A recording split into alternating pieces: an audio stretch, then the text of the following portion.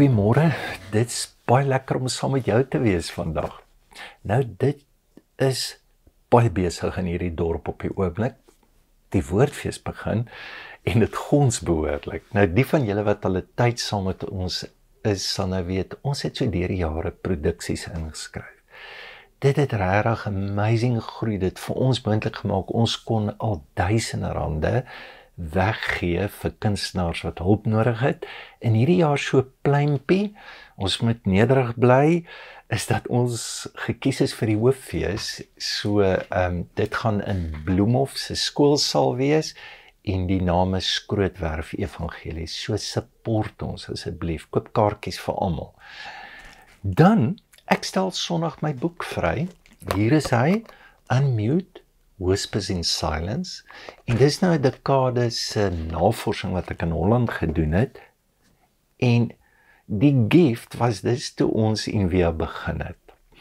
So, in kort, ek het moet opsom, hoe vind 'n nuwe generasie, en hierdie generasie is tussen 80 en 2000 gebore, dit was die profiel, toevallig, ek het nie hulle gekies nie, hulle het my gekies, en dis interessante ouens, om te dink, toe Nelson Mandela sy speech gee, toe word hulle gebore. En in die laaste demokratiese verkiesing, toe die ANC die meerderheid verloor, 25% van die stemme was wie? Is hulle. Ons kan maar luister na hulle. So, daar's 'n oulike gediggie op bladsy 26, 4 AM, ek gaan net 3 lentjies lees. The hour between night and day, the hour between the toss and turn, the hour of the 30 years old, the hour swept clean for the roosters crowing. Dis Wisława Szymborska. So sy was 'n Nobelpryswenner gewees. Sy het 'n ongelooflike gawe. En wat sy sê, hoorie, ons is tussen die toss en die turn. Is 'n magtige oorgang, transisie in die wêreld op die oomblik. Ons is by die roosters kry, onthou julle Petrus wat die Here vra het in die haan kry. Hy het nie net die Here vloe nie. Dis self-betrayal. Wat betray hy? Kies wie hy werklik is vir wat? Om aanvaar te word. So hierdie hele boek gaan eintlik op 'n blik van hoe ons lewe gesplit word, dat ons sukkel om by onsself te kom, en dat stilte ons help om ons ware geskaapenheid in God te kry. Die gedigsnaam 4 AM, ek love it. Hulle is wakker daai tyd. So wat hou hulle wakker? Hier is die mooiste woorde. So ek haal hulle oral aan in elke hoofstuk, en ek bedoel, partykeer dan lees ek goed, dan dink ek dit is seker van die beste wetenskaplike sê goed wat hierdie kids kwytraak, die insig wat hulle het. So, die boekie loop nou so, my pad met stilte, so dis nie, ek het hier iets amazingly ontdek, so by the way, hier's niks nuut in nie.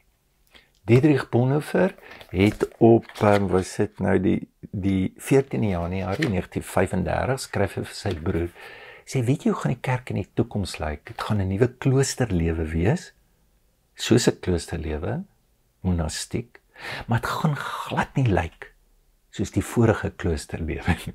Daar's baie ons wat dit sê. So, ek is net bevoorreg om nou in 'n tyd te lewe, en dit het my brein geblaas om te sien in die akademie.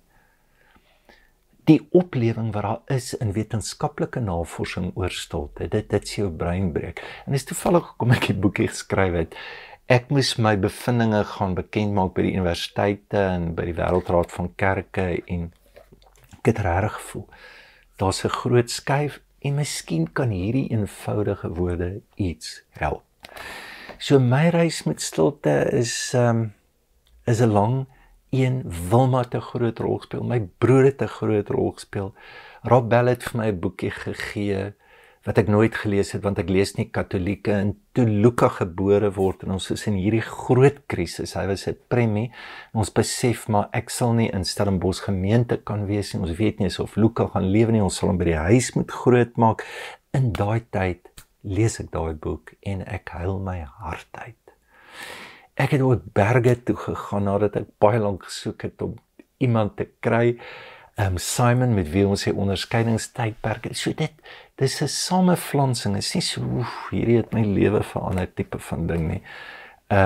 Ek dink wel ek lê 'n teorie wat nog nie gedoen is wat met jou in stilte gebeur, wat ek 'n sekere idee het en dis hoekom ek dit geskryf het wat ons 'n beter insig kan gee om die stilte te navigeer as ek 'n gewoonte van stilte het.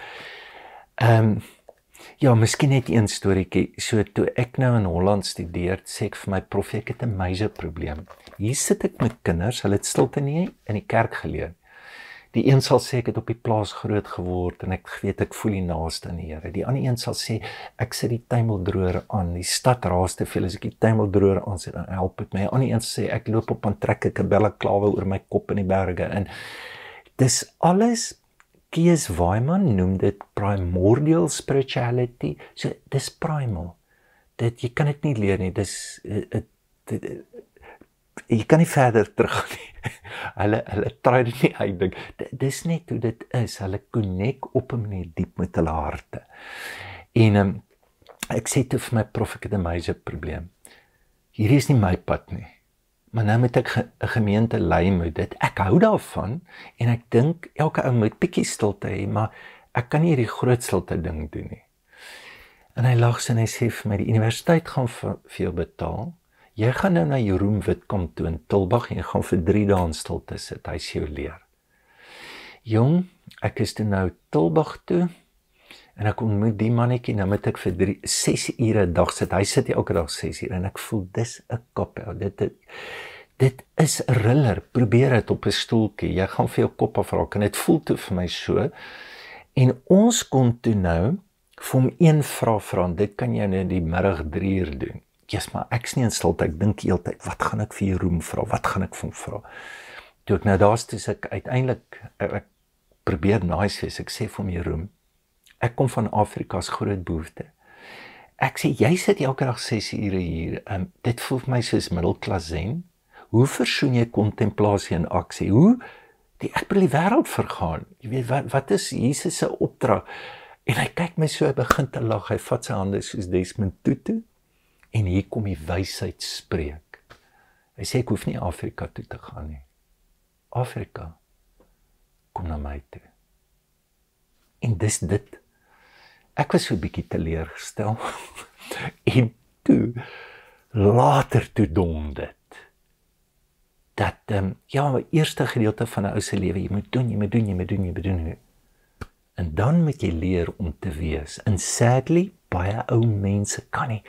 Hulle gaan dood, hulle moet besig wees, hulle moet die hele tyd praat, maar jy gaan na jou groot stilte toe. Ons moet voorberei vir dit. En dat as jy weet wat stilte is, sal jy die dood al lankal ken en ontmoet dit. Dis wat Richard Rohr se definisie is training in dying. Okay, nou sit ek van die punt af. Ek sit daar en die derde dag 11:15 gebeur daar iets met my by Jeroen. Ek voel die teenwoordigheid van die Here, kan dit nie verduidelik. Dit is soos 'n sweet spot. Dit is soos, en sedertdien met alles wat gebeur het, dit is nie meer vir my effort nie, ek kan nie wag nie. Dit is soort van, ek weet wat gebeur met my.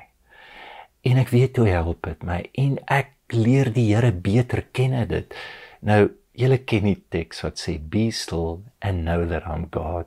Die vraag is, waar kom jou knowing vandaan? Die meeste mense is uit boeke, uit die doom, uit ons kop uit. Gaan jou nie help nie, gaan nie vir jou lewe gee nie. Maar be still and know, laat jou wete, jou kennis van God, uit stiltheid kom. It's amazing. So, die boekie fokus net op een aspek van al die vrae wat ek gevra het, en dit is wat gebeur met jou in stilte. En dan gebeur 4 goed met jou. En dis die teorie en seker die gift wat hulle vir my gegee het. Nommer 1, het begin as 'n struggle. Jy kan dit soos bergklim. Dis 'n mooi metafoor in die Bybel. Al die groot ontmoetings vind in 'n berg plaas. Dis maar eintlik wat jy doen as jy stilte doen. Jy gaan basecamp toe. Wat gebeur by basecamp? Jy het nie suurstof nie. Jy moet klimatiseer. Dit is verskriklik moeilik. Dis 'n struggle. So ek beskryf die struggle vanuit die neurowetenskap, vanuit sielkunde, vanuit antropologie en dan wonderlike teologie. Deur die jare was daar diep denke oor dit en mense wat 'n pad geloop het. En dan moet jy let go.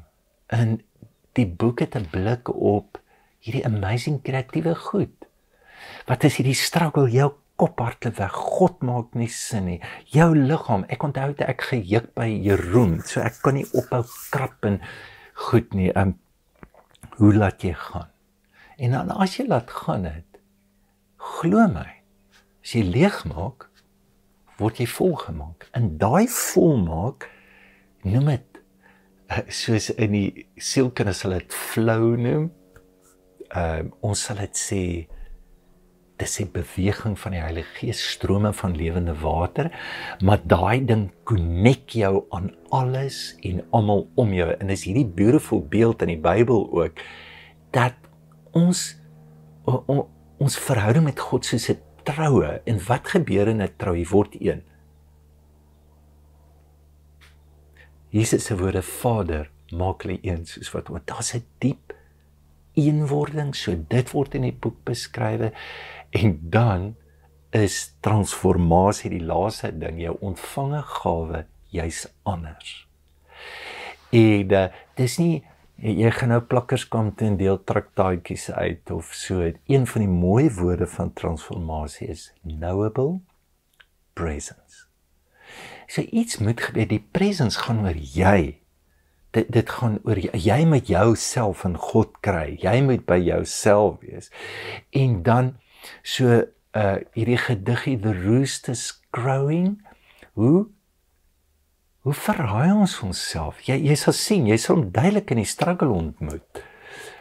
Ek sluit hier af met 'n bekende spreekwoord in Afrika wat sê, die haan kan nie op 2 dakke kraai nie. Dis ons probleem. So, laat jy sal sien, as jy op die verkeerde dak is, sal jy hom hoor. So, en dis teenwoordigheid en knowable, van die groot krisis vir al hierdie kinders en vir my en jou, is vandag, hoe maak ons keuses? En dit word al erger, nee. Kyk, Donald Trump het fake news soort van gepopulariseer, maar die slegte ding is, as jy teen fake news is, maar jy self is fake news, dis die wêreld waarin ons is, die wêreld van AI, so, hoe vind jy jou eie stem, hoe kry jy jou eie pad? Daar is hy. So, mag jy jou pad vind, buite die geraas, en ek praat selfs, buite die geraas vir die kerk maak. Want baie keer, ons is so verslaaf aan geraasbesoedeling, ons weet dit nie, vat dit net weg, dan kyk jy wat so onttrekkingssimptome jy kry, dis hoekom jy kan nie in stilte nie. Ek hoop daar's 'n saadjie geplant, en dis dalk hoekom ek die boek skryf. Paul Claudel, hy was 'n Franse diplomaat, hy sê, let me be a sower of solitude. Dit is dalk waarvoor ek my lewe sal gee en wil gee, en net so ietsie oor die saad, selfs as die berg klim. In die Bybel, die ouens gaan, dis moeilik, hulle kom bo, hulle kry 'n gift, hulle word verlig en hulle kom af, hulle het iets om te gee. So saad, Jesus se woorde moet val en sterf. Dit is 'n struggle, maar dan moet jy daai saadjie los waarin jy was. Dis jy let go en moet groei. En as jy reg groei, jy sien jy connect met alles, daar's 'n eenwording met alles, en die resultaat van dit is vrug. Mag die Here vir jou ontmoet en 'n knowable presence gee. Be still and know. Kom ons bid saam. Here, dankie dat U ons kan ontmoet buite die geraas in ons koppe, al hierdie honderde duisende gedagtes, wat in elk geval op autopilot is, en wat weghardloop in die verlede of in die toekoms, en ons weet U is in die nou. Help ons om U te ontmoet. Amen. Dankie so Kom kuier vir ons asseblief. Sondag se gesprek in Bontevlei, volgende Sondag praat ek met Karel en in die week kom na Skrootwerf Evangelie toe. Baie dankie ook vir julle ondersteuning, ons waardeer dit ongelooflik, dit maak dit moontlik dat ons dit kan doen wat ons moet doen. En daar's verskeie maniere hoe jy kan gee, kan sommer net op die web ook loer en dan hoop ek jy kan ook sien waarvoor jy gee. Geniet die dag.